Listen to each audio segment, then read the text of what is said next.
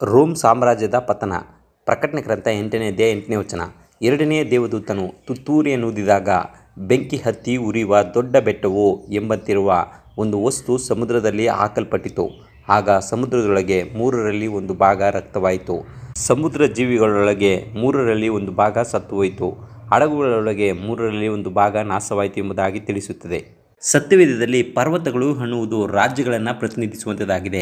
ಉರಿಯುವ ಪರ್ವತ ಅನ್ನುವುದರ ವಿಚಾರವಾಗಿ ಬಾಬಿಲೋನ್ ಬಗ್ಗೆ ದೇವರು ಯೆರೆಮೀಯನ ಪ್ರವಾದನೆ ಗ್ರಂಥ 51ನೇ ಅಧ್ಯಾಯ 25ನೇ ವಚನವನ್ನು ಓದುವುದಾದರೆ, ನಾನು ನಿನಗೆ ವಿರುದ್ಧವಾಗಿದ್ದೇನೆ, ನಾನು ನಿನ್ನ ಮೇಲೆ ಕೈ ಮಾಡಿ ನಿನ್ನನ್ನು ಜೆರಿಯ ಮೇಲಿಂದ ಕೆಳಕ್ಕೆ ಉರುಳಿಸುವೆನು, ಸುಟ್ಟ ಬೆಟ್ಟವನ್ನಾಗಿ ಮಾಡುವೆನು ಎಂಬುದಾಗಿ ತಿಳಿಸುವವನಾಗಿದ್ದಾನೆ. ಹೀಗೆ ಸಭೆಯ ಇತಿಹಾಸದಲ್ಲಿ 7 ಸಭೆಗಳು 7 ಮುದ್ರೆಗಳ ರೀತಿಯಲ್ಲಿಯೇ ಈ ತುತ್ತೂರಿಗಳು ಸಹ ಕೂಡಿದ್ದು ಪೇತ್ರನು ಬಾಬಿಲೋನನ್ನ ವಿಗ್ರಹಾರಾಧಕ ರೋಮ್ಗೆ ಹೋಲಿಸಿ ಹೇಳಿರುವಾಗ ದೇವರು ಬಾಬಿಲೋನಿಗೆ ಮಾಡಿದಂತೆಯೇ ವಿಗ್ರಹಾರಾಧಕ ರೋಮಿಗೂ ಸಹ ಮಾಡುವವನಾಗಿದ್ದಾನೆ.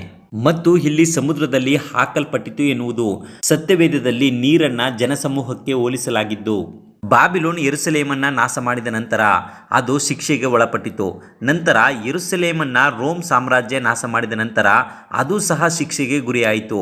ಅವರು ಬಿತ್ತಿದ್ದನ್ನ ಈಗ ಕುಯ್ಯಬೇಕಾಗಿತ್ತು. ಅದೇ ರೀತಿಯಲ್ಲಿ ಹಳೆ ಒಡಂಬಡಿಕೆಯ ಪ್ರವಾದನೆಯಲ್ಲಿ ಮನುಷ್ಯರನ್ನ ಸಮುದ್ರದ ಮೀನುಗಳ ಸ್ಥಿತಿಗೆ ಯಾಕೆ ತಂದಿ ಎಂಬುದಾಗಿ ಹಬಕ್ಕೂಕನು 1ನೇ ಅಧ್ಯಾಯ 14ನೇ ವಚನದಲ್ಲಿ ತಿಳಿಸುವವನಾಗಿದ್ದಾನೆ. ಇದರ ಆಧಾರದ ಮೇಲೆ ಮೀನುಗಳು ಮನುಷ್ಯರನ್ನ ಪ್ರತಿನಿಧಿಸುವಂತದ್ದಾಗಿದೆ. ಅದೇ ರೀತಿಯಾಗಿ ಎಜೆಕೇಲನ ಪ್ರವಾದನೆ ಗ್ರಂಥ 27ನೇ ಅಧ್ಯಾಯ 9ನೇ ವಚನದ ಆಧಾರದ ಮೇಲೆ ವ್ಯಾಪಾರ ಮತ್ತು ಆರ್ಥಿಕ ಸಮೃದ್ಧಿಗಾಗಿ ಹಡಗುಗಳನ್ನು ಹೆಚ್ಚಾಗಿ ಬಳಸಲಾಗುತ್ತಿತ್ತು. ಆದರೆ ಅನಾಗರಿಕ ಬುಡಕಟ್ಟುಗಳು ರೋಮಿನ ಮೇಲೆ ಪದೇ ಪದೇ ಆಕ್ರಮಣ ಮಾಡಿದ ಕಾರಣ ಸಮುದ್ರದ ಜೀವಿಗಳಿಗೆ ಹಾನಿಯಾಗಿ ಆರ್ಥಿಕ ಸಂಕಷ್ಟ ಏರ್ಪಟ್ಟಿತು. ಹೀಗೆ ಕ್ರಿಸ್ತ ಶಕ 410ರಲ್ಲಿ ವಿಜಾಗಾಟ್ಸ್ ಎಂಬ ಬುಡಕಟ್ಟಿನ ಜನರು ರೋಮಿನ ಮೇಲೆ ದಾಳಿ ಮಾಡಿ ಆಲ್ಫಾ ಬೆಟ್ಟಗಳ ಶ್ರೇಣಿಯ ಮೇಲಿಂದ ಬಂದು ನಗರವನ್ನು ವಶಪಡಿಸಿಕೊಂಡರು. ನಂತರ ದಾನಿಯೇಲನ ಪುಸ್ತಕ 2ನೇ ಅಧ್ಯಾಯ 7ನೇ ಅಧ್ಯಾಯಗಳಲ್ಲಿ ತಿಳಿಸಲ್ಪಟ್ಟಂತೆ ರೋಮ್ ಸಾಮ್ರಾಜ್ಯ 10 ರಾಷ್ಟ್ರಗಳಾಗಿ ವಿಭಜನೆ ಆಯಿತು.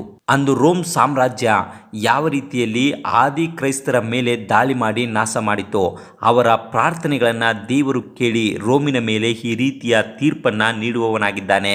ಅದನ್ನು ನಾವು ಪ್ರಕಟಣೆ ಗ್ರಂಥ 8ನೇ ಅಧ್ಯಾಯದ ಆರಂಭದಲ್ಲಿ ನೋಡುವವರಾಗಿದ್ದೇವೆ. ಆದುದರಿಂದ ಕೊನೆ ಕಾಲದಲ್ಲಿ ನಾವು ದೇವರಿಗೆ ನಂಬಿಗಸ್ತರಾಗಿ ಜೀವಿಸೋಣ. ದೇವರು ನಿಮ್ಮನ್ನು ಆಶೀರ್ವದಿಸಲಿ. ಪ್ರಿಯ ವೀಕ್ಷಕರೇ, ಸತ್ಯವೇದ ಅಧ್ಯಯನ ಮತ್ತು ಪ್ರಾರ್ಥನಾ ಮನವಿ ಹಾಗೂ ಹೆಚ್ಚಿನ ಮಾಹಿತಿಗಾಗಿ ಕೆಳಕಂಡ ಸಂಖ್ಯೆಗೆ ಸಂಪರ್ಕಿಸಿ. ದೇವರು ನಿಮ್ಮನ್ನು ಆಶೀರ್ವದಿಸಲಿ.